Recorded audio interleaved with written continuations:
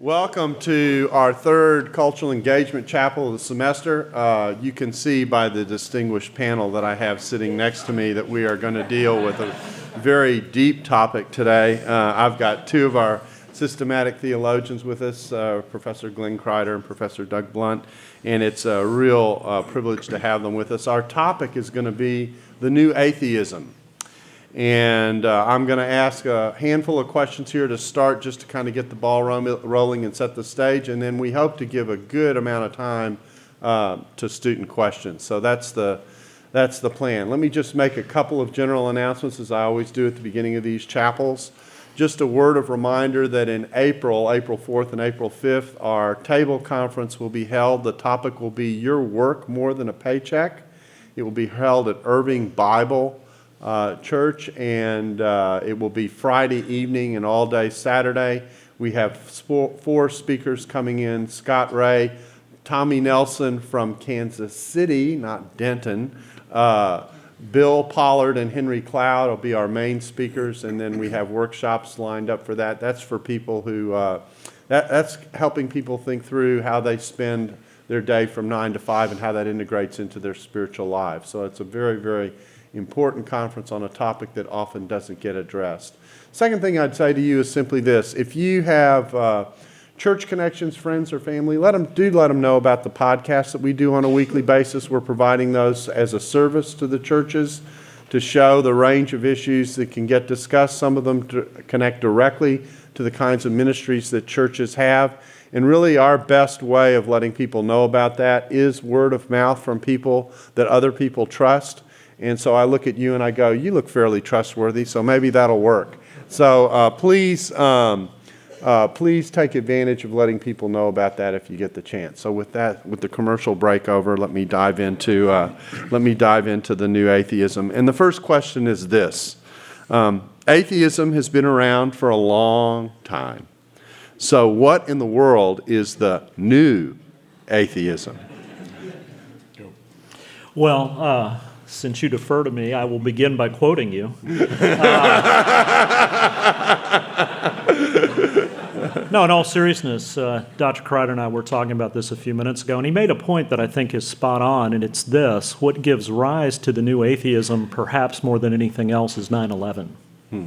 The events of 9/11 created an atmosphere, frankly, in which many people, both of faith and not of faith, are fearful of a particular religious group, namely militant Islamicists.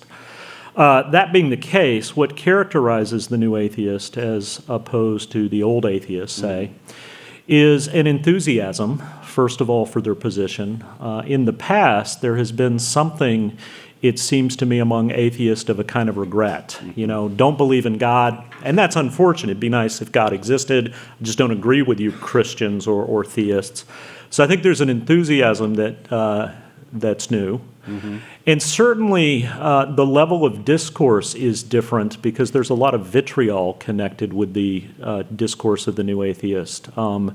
You might think of them in contrast to militant Islamicists.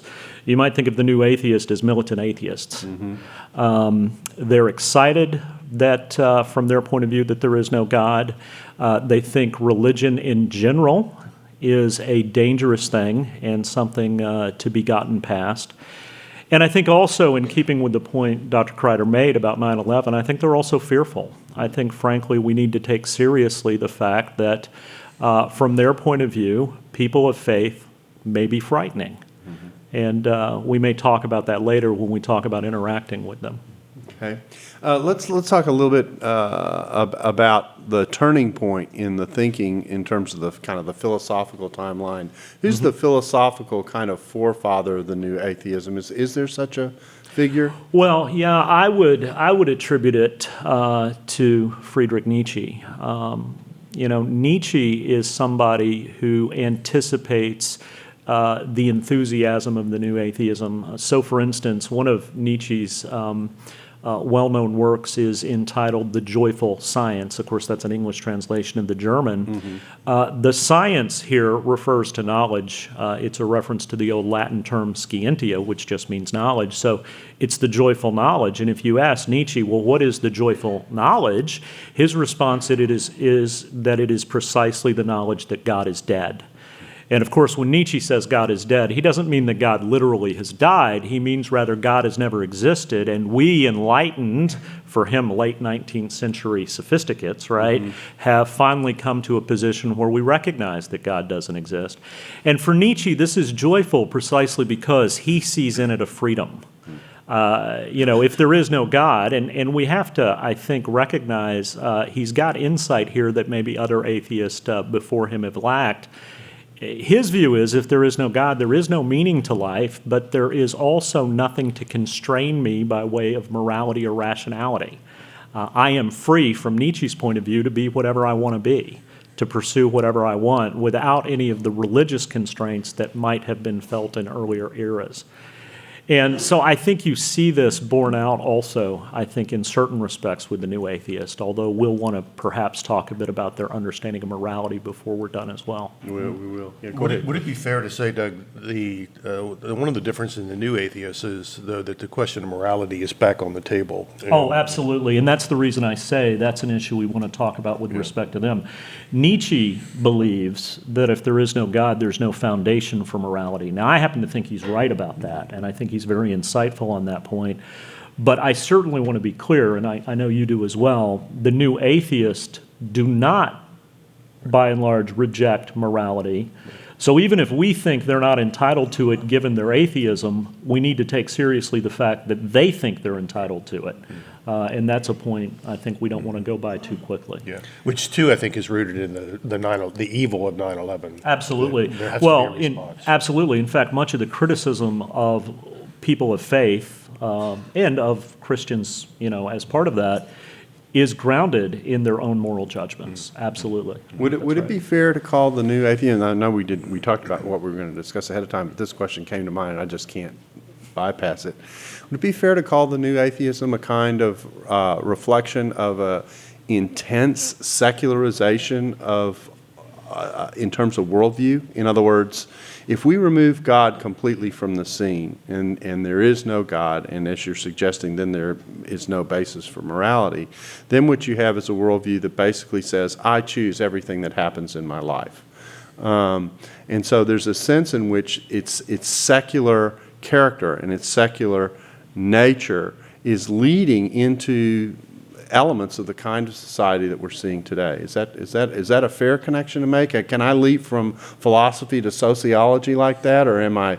Well, I certainly think there are connections. I mean, it strikes me, and Glenn, you and I haven't talked about this. You may have a different take on this, of course, but it seems to me the hyper-secularization that we see in the broader culture fits hand in hand with the new atheism. Which is feeding which, I don't know. Yeah. But it is certainly very much in keeping with the new atheist disdain for people of faith, or for religious perspectives, I should say. Maybe not the people of faith, but faith itself. And the idea of constraints in life, too, in some cases. Absolutely. Well, but here's what's ironic about that. It's not that all constraints are bad, because as we see from recent events in Canada with some of the things that have gone on there legally in terms of religious free speech, from the point of view of some new atheists at least, we religious people need to be constrained. That's right. There needs a reverse exorcism going on. Yeah. So there are some constraints that's appropriate, right? So that the Christian pastor who speaks in a way that is perceived as anti somebody else's perspective and thus intolerant is now the object of legal action in a way that wouldn't have been the case in the past. Which is one of the reasons I would not characterize it as individualistic and each person can then choose. So that there is we hear in the new atheists a perspective that's rooted in what's good for all, what's good for what's good for the whole. So secular, yes, but rampant relativism or individualism, I'd be a little hesitant. So then, this is such an interesting line of reflection. So then on what basis do we pursue common goals from the new atheist perspective? In other words, if there's a moral constraint, where does the moral constraint come from? Let me take a shot, and then Doug Yeah. can do the critique. The argument that I've heard Dawkins make is one of survival, that evolution provides sufficient ground, and that survival is a value and a value worth pursuing. So that which contributes to the survival of the species, that which contributes to life, is that which is good and that which would be pursued. So it's survival and it's pursuit of life that is the basis of usually the basis of morality. And evolution would be the process. Yeah, I agree with that. I don't have anything more interesting to say. Yeah. You're supposed to agree. Oh, I thought I was here to agree with you. When it's time to agree, I'll tell you. I can tell. Well, since we're in such a good mood, let's move to theodicy. We've just had, we get strange transitions in this deal. We've just had, obviously, prayer for the situation in the Philippines. We've talked about 9/11, these disasters that happen, and of course, a very common discussion of the new atheism and a tact that they take in dealing with there is no God is to look at the devastating things that happen in the world and say, how can a God, particularly a good God, allow such things to take place? It is, I think, the most challenging question, one of the most challenging questions theists face. So how can there be a good God if those kinds of things happen? Well, first of all, I agree with you. I think from an apologetic point of view, probably for we Christians and theists more generally in the West, the two most pressing questions are this one of evil and suffering, and then the religious pluralist question, right? What gives you the right to think you're correct, that kind of thing. With respect to evil and suffering, it seems to me there are two distinct issues. There is first the issue that you have explicitly just raised, which is, how do we make sense of the existence of God given evil and suffering in the world? Which in the end ends up being something tantamount to the question, well, why would a God such as you Christians believe in allow there to be such evil and suffering? That's the first question. The second question, and the reason I make this distinction is because I think one of the things that's characteristic about the new atheist literature is they tend to really camp out on the second question. And the second question is, okay, let's put that first question aside just for the moment. How in the world can you explain the fact that so much wickedness and so much evil arises at the hands of people of faith? So that's not even how can the God you affirm exist allow it? I mean, that's a very important, significant question. But I think what the new atheist emphasis seems to be on is something more like this. It's not just, we don't understand how it is the God you affirm allows these things. We don't understand how it is you who claim to follow him do these things, right? And of course, if Christianity is in view, the Crusades are going to come immediately to the fore in the discussion. Certainly with Islam, the militant Islamicist we've already referred to would come to view. And so it seems to me, given that, there are two distinct issues here we need to respond to. Now, with respect to the question of why... Can I add one more? Yeah, I'm sorry. I think the third key issue is the Bible itself. It's not merely the fact that there is a good God. Christians claim there's a good God and there's horrible evil in the world, and that Christians have been responsible, but the Bible itself endorses some incredible evil. The atheists would tell us. So you have a God who commands Abraham to go sacrifice his son. You have a God who commands the genocide of the Canaanites. You have a God who endorses slavery and polygamy, and so you have a number of biblical stories, Old Testament, and then Hitchens. I think it's Hitchens comes along and says that the New Testament is actually worse. Yeah, well, in fact, it's interesting. I was going to add to the catalog you're giving, and what kind of a good God would require the murder of his son, right? I mean, that's a particularly pointed jab Yeah. at we who are Christians. Yeah. So those Absolutely. three, I think, are the Yeah. that you were going to. No, fair enough. I think that's right. I think if the question on the table is that first one, why does God allow evil and suffering? I'm going to give a short answer to that, which isn't going to sound very helpful. And then I'm going to give a second answer that's longer and hopefully a little more helpful. If the question is quite explicitly, why does God allow evil and suffering? The short answer is we don't know. Because God has not chosen to reveal this to us. I think, by the way, that is at least one, if not the central point of the book of Job. And students who have had me in class where we talk about this issue know I have a pretty strong opinion on this. I think in the end, God says to Job, Job, I'm not going to tell you why I've allowed this. And by the way, what makes you think you'd understand if I did? Right? So I think if we're honest about it, we have to say, because God has not revealed his reasons to us, we have to acknowledge we don't know precisely. That doesn't mean we can't, in particular instances of evil and suffering, see the Lord at work bringing about good in the midst of that.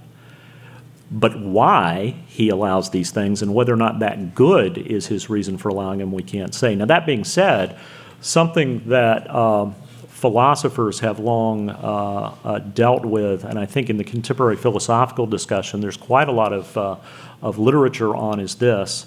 Even if we don't know precisely what God's reason for allowing evil and suffering is, that doesn't mean that we can't come up conceptually with some reasons that are pretty plausible.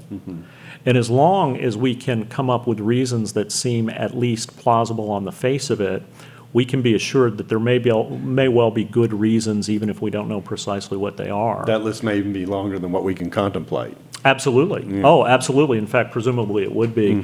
And so in the professional philosophical discussion, I mean, that's I think, a fairly significant point that theists in general and Christians in particular have pressed pretty hard, and frankly, in the discussion, pretty successfully. Now, with respect to the second issue, right, well, what about people of faith who perpetrate great wrongs? Well, it seems to me, first of all, we would be mistaken to try and argue with them about whether or not that's happened. I think we need to readily admit, certainly in the name of Allah, but also, let's be frank, in the name of Christ.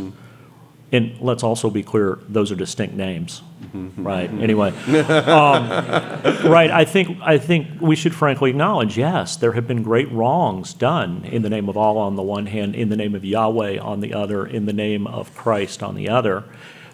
It seems to me we do not do the faith a service by trying to pretend those things haven't happened.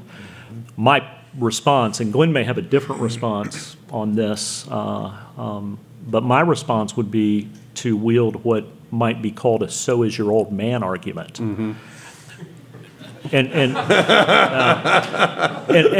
my response would be something like this: okay, you're right, mea culpa, there are people of faith who have done really bad things, even Christians who have done really bad things, but let's not forget all of the wickedness that's been perpetrated in the name of atheism, right? So that if the new atheist is claiming some kind of moral high ground, well, the truth of the matter is the playing field is very level here.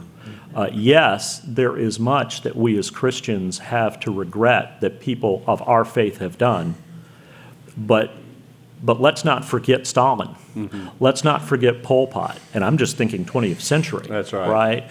Now, the reason, by the way, if you haven't connected the dots, this is called a "so is your old man" argument, is precisely because one way to undercut an argument against you is to just straightforwardly show that it doesn't work. Another way is to show that your opponent has the same problem. And if your opponent has the same problem, then that problem is a wash.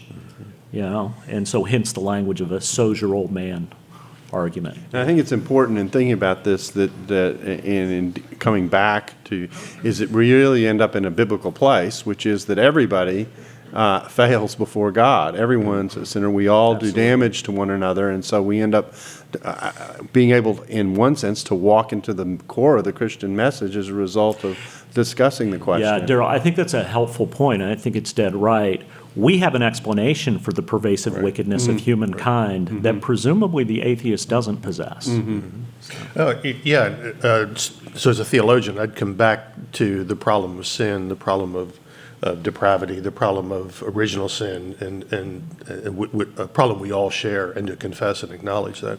But also to acknowledge, to point out, and to call attention not only to our failures, but to the successes that Christians have throughout Christian history been involved in social justice. They have been acting on behalf of the poor and the oppressed, and have gone into places where evil has been rampant and have been acted redemptively. We haven't done as much as we could, but we have been involved. And to which the atheist would say, "So have we," and I would say, "Good, great."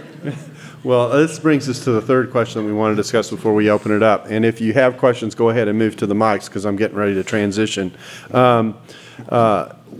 When we have discussions about new atheism or with new atheists or with atheists in general, how should we conduct these conversations, and what are the kinds of mistakes Christians make in having these conversations that should be avoided? Let me throw a couple of ideas out. Sure. In the first place, sometimes we don't listen very well, and we're more concerned about a response and an argument than we are hearing. Secondly, real closely related to that is that sometimes we have been defensive and have lacked the humility to say, you're right, you make a good point. Sometimes in the biblical issues that I raised earlier, sometimes we have ignored them or provided very simplistic answers in response, and we haven't really deeply engaged the theological concerns and the theological issues.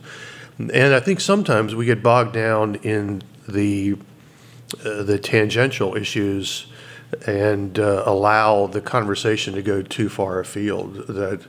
That although there's great value in responding apologetically, at the end of the day, our focus ought to be the gospel and speaking the truth in love. And for those of us who love to argue and love to be right, sometimes it's better to lose the battle in order to come back and continue to fight later.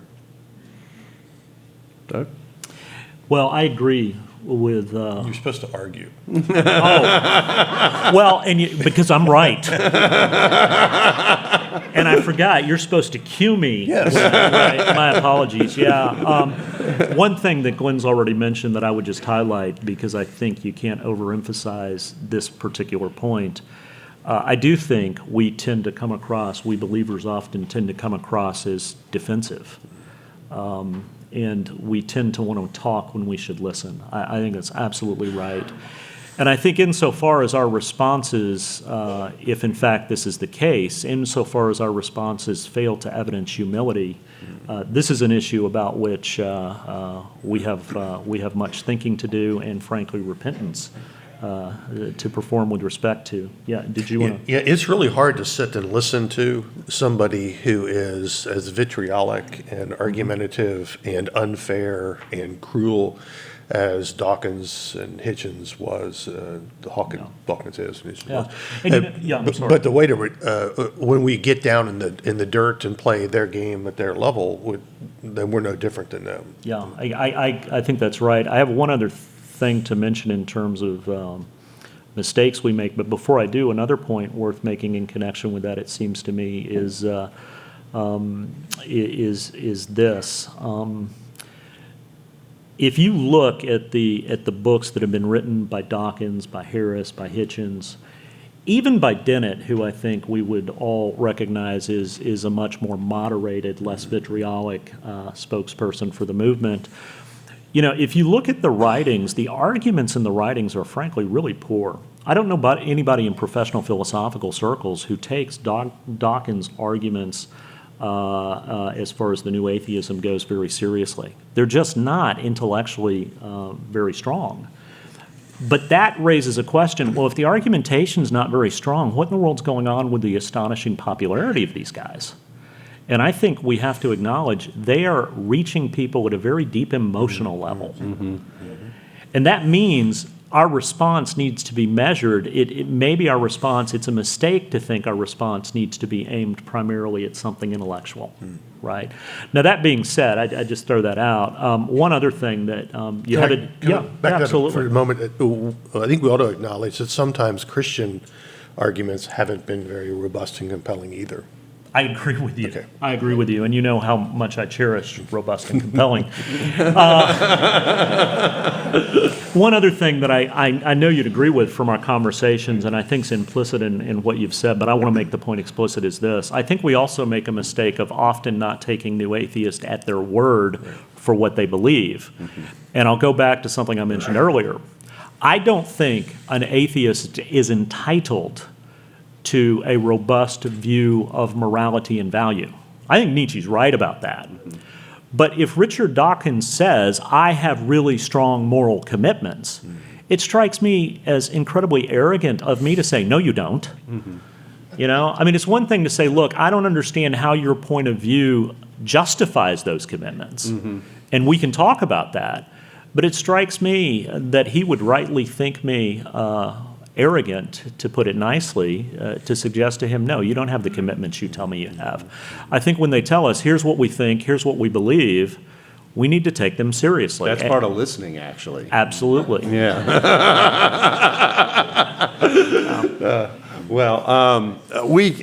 We could go on, and we will, and we'll do.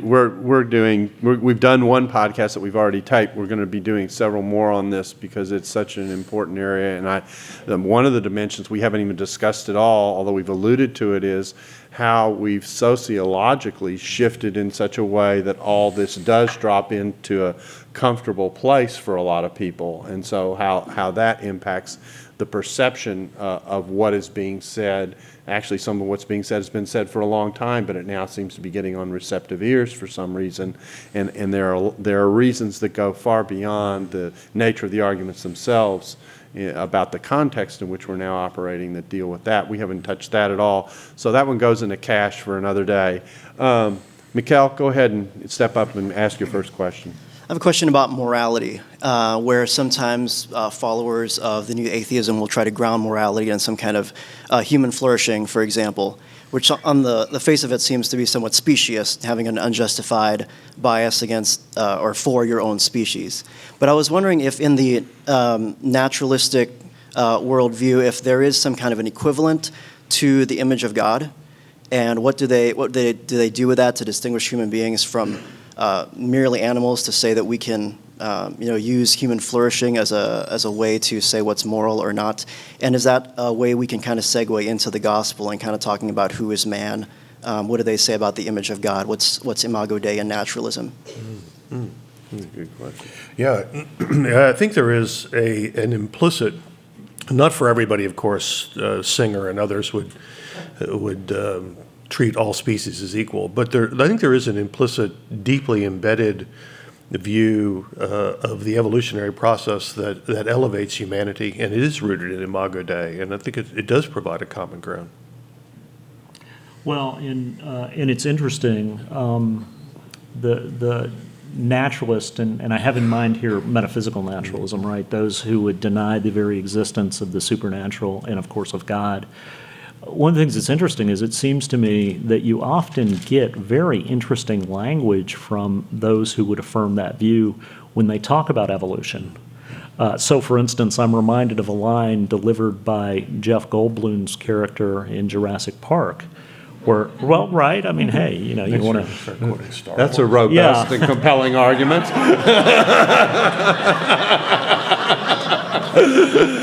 Let's sing the doxology, shall we? Close in prayer. No, I mean, there's this great line from Jeff Goldblum, but I think it's reflective of a perspective that you do see in the writings of many of these people, Dawkins included, and that is the line, life will find a way. They speak about evolutionary processes in the language of intelligence underlying them, even though, of course, they would explicitly deny this. And I think that's extraordinarily interesting, and I think maybe there is a hook in that we can press, or maybe I'm mixing metaphors, maybe pull on, So anyway.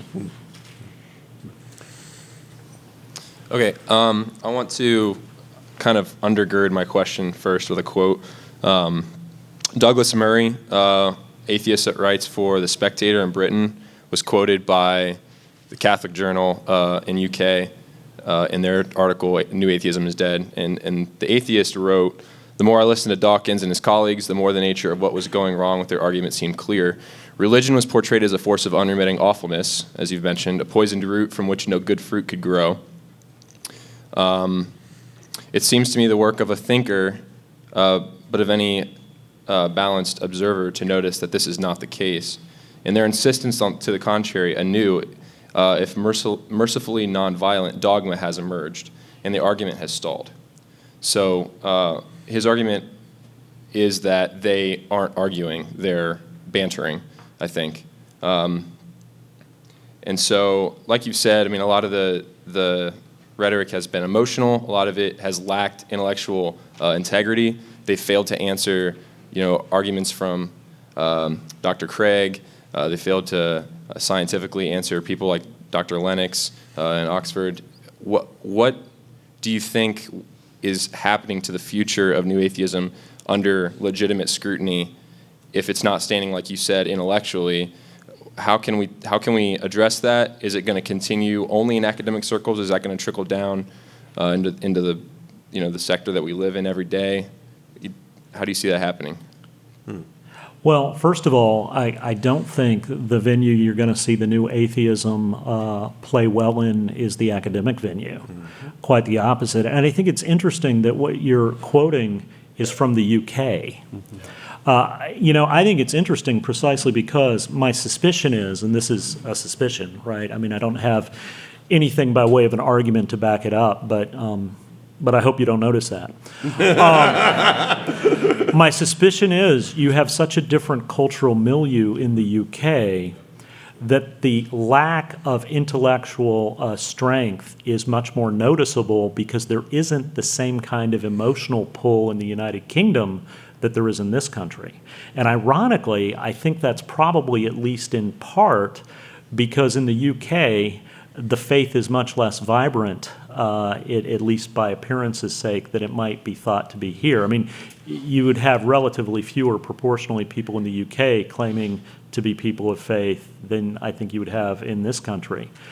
So in other words, I guess what I'm suggesting is perhaps what you're seeing in this country in terms of emotional reaction is precisely an emotional reaction to what's perceived as a very strong Christian minority and maybe other religious minorities, but certainly Christian minority, who for various reasons are misunderstood and mischaracterized, maybe sometimes not mischaracterized. I mean, that's the more troubling possibility. But it seems to me there's a difference. And I think in this country, I think the emotional appeal of the New Atheism on a non-academic level is going to continue to be there for some time to come. There's a sociological power issue that's involved in the background and the backdrop that you're actually raising. Yeah, people are, I mean, we know this is true. People are generally not driven by what they believe or what they know. The intellectual and academic arguments are not what really convince people. They are people who listen to emotions, who are responding out of their experiences, and fear. I mean, fear makes people stupid. That's an encouraging thought. Yeah. Wow, I think it's true. It makes me afraid. Yeah. Which makes you stupid. I'm sorry, what? Oh, here.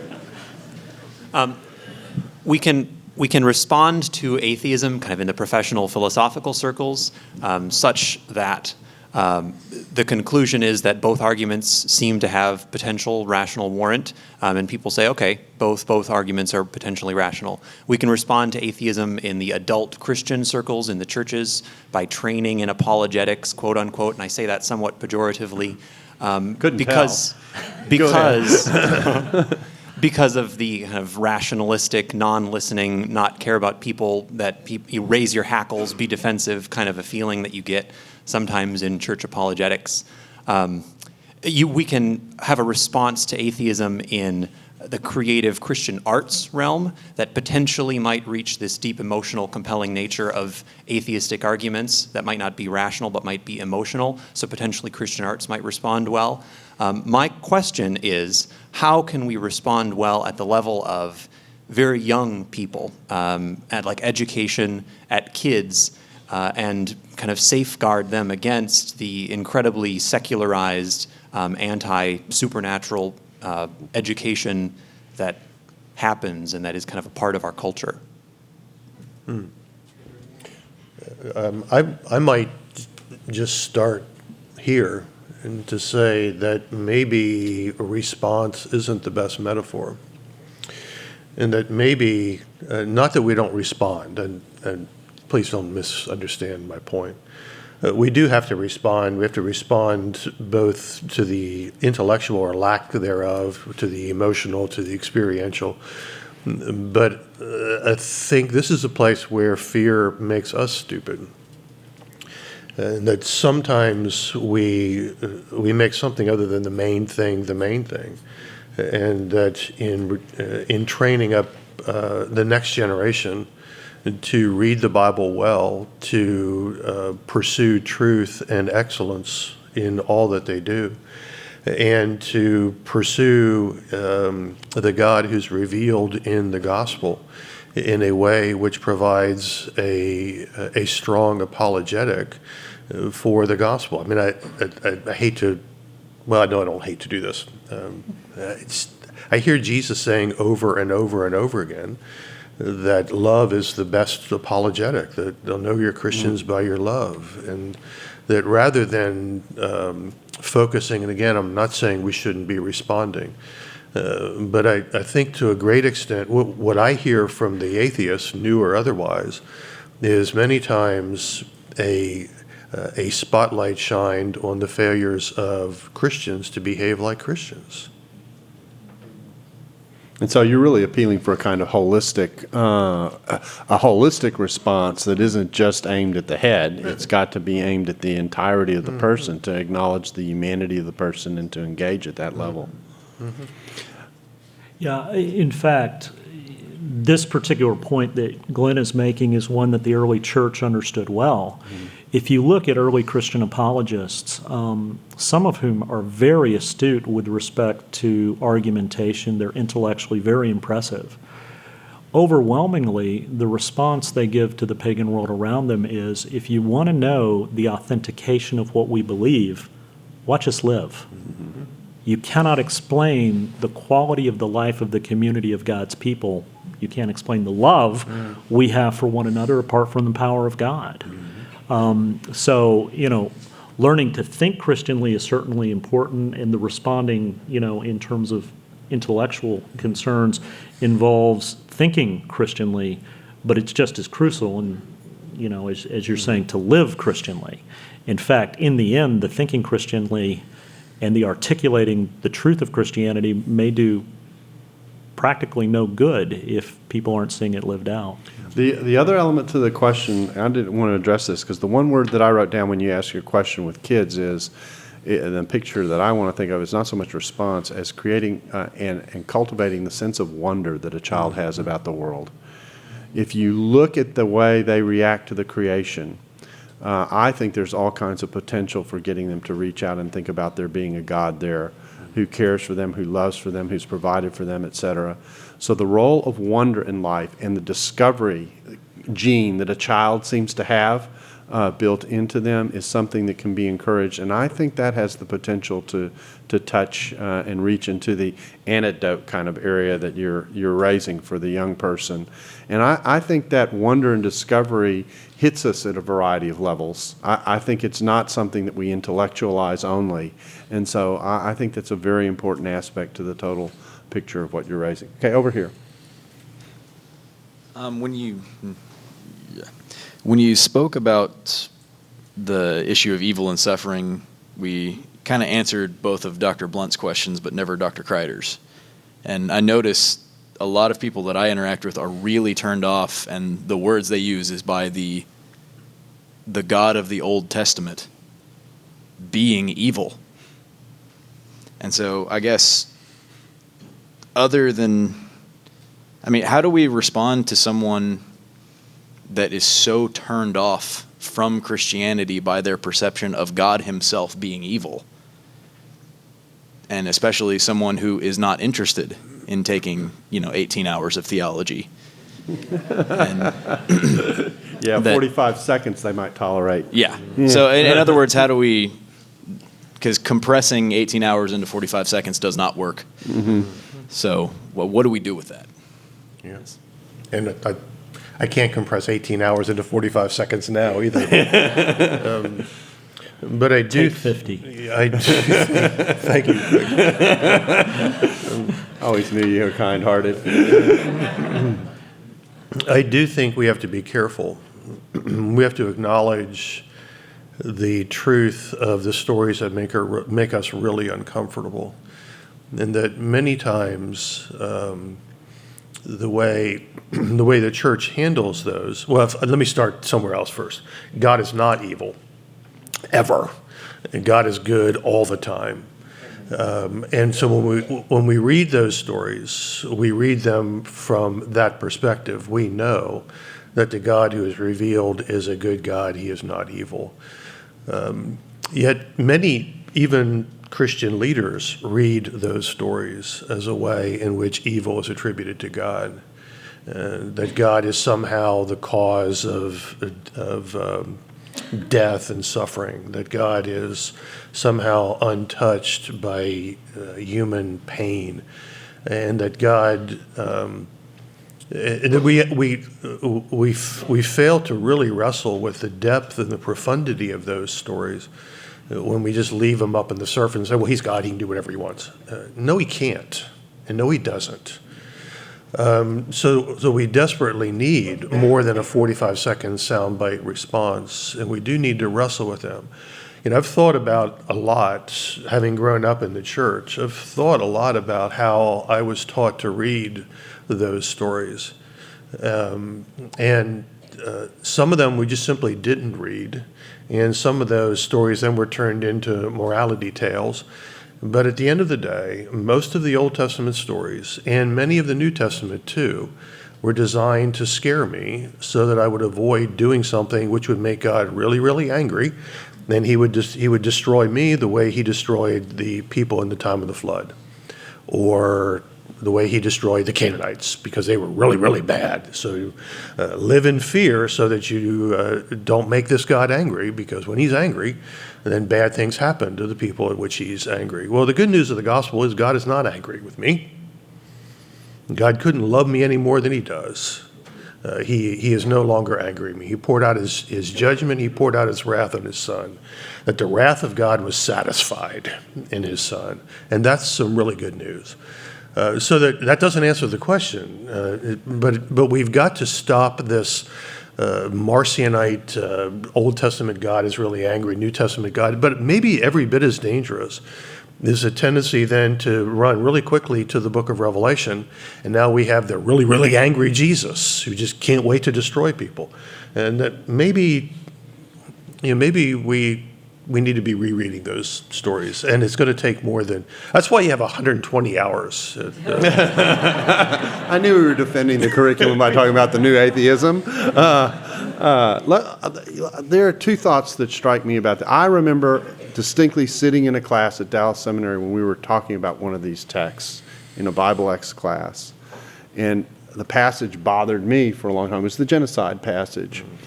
And what struck me in the development of the classes is by reading the genocide passage in the context of the kind of polytheism that had just been described, what was going on before we get to the genocide, if you will, struck me in saying, these people are living a very destructive kind of life that isn't healthy for the world, if I can say it that way.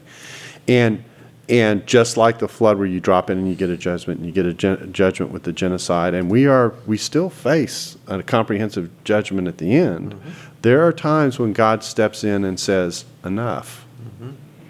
And again, we're back to this odd irony, if I can say it this way, that the question of suffering and the question of genocide raise inevitably the question of depravity, and take us back to the core story of what sets up the gospel, the other half of what you were talking about. You can't get to the gospel if you have a sense of entitlement. Mm-hmm. Sure. But you get to the gospel when you realize how deep the need is for God to fix the problem of sin in the world. Mm-hmm. And I think we underestimate estimate the importance of that dimension of the story and what it means for us. Doug, you were writing something down, so I take it you're getting ready to say something. Well, yeah, although I appreciate the point. I think you're right. I think in keeping with what both of you have said, I think sometimes, we look at text and we see what the Lord has done, and the proper response is, wow, I don't understand that. Mm-hmm. I don't understand how that fits. That doesn't mean I don't know by way of the Scriptures and by way of the church's historical understanding of the Scriptures what God is like, but how it is the God whom we worship and whom we know to be holy and righteous and good and kind and merciful and graceful, how it is He could allow or even command this. I don't understand that. But then it strikes me that I ought to ask this question. So what?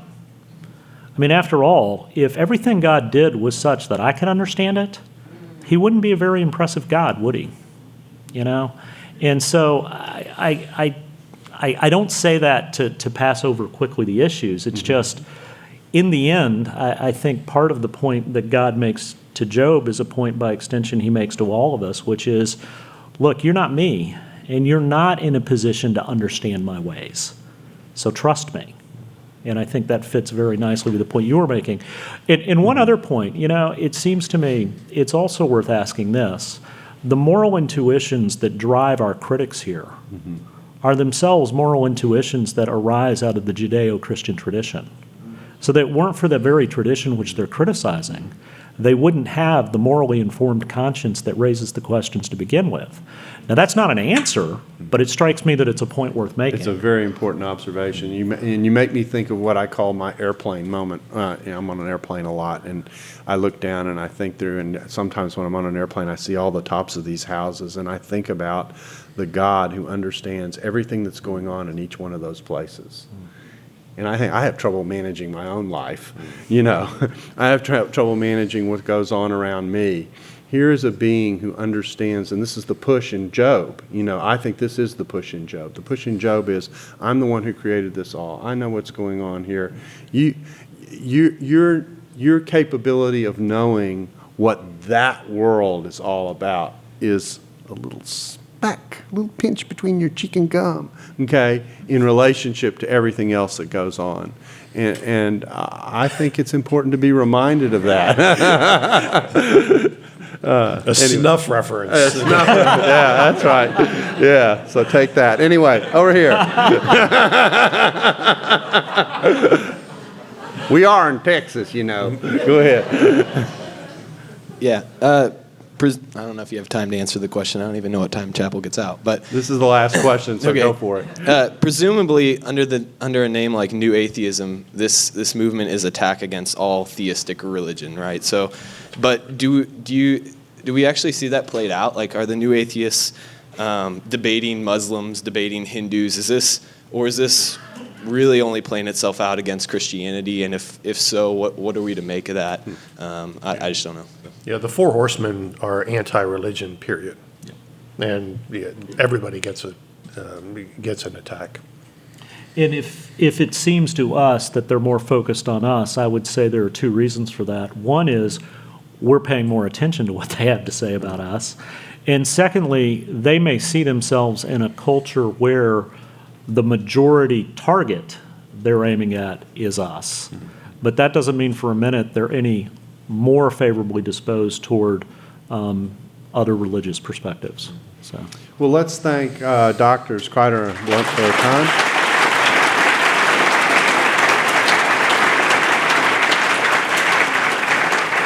I will tell you that about 6 weeks ago, we taped a podcast on the New Atheism. I think it'll be out around the turn of the year that covers in a little more depth some of the things that we've talked about. And in the midst of doing that podcast, we looked at one another after an hour and said, man, we hardly got started. So there'll be more of this to develop. So I hope you appreciate that. Let me close this in a word of prayer, and then you'll be dismissed. Father, we do acknowledge that there is much before you that we don't understand, but one thing we do. You care for us very, very deeply. And you have shown that care in the way you have clothed us in your creation with the air that we breathe and the provision of food that we get, just basic things. And yet even more than that, you clothe us with your sonship through your Son, who makes us a part of your family not because we did anything that entitles us to it, but simply because you reached out and cared. May we never forget that in the midst of the suffering that we see. And may we encourage those around us to see the same thing, not by just what we say, but particularly by how we live, so that by your love, people can see that God is good. We ask these things in Jesus' name. Amen.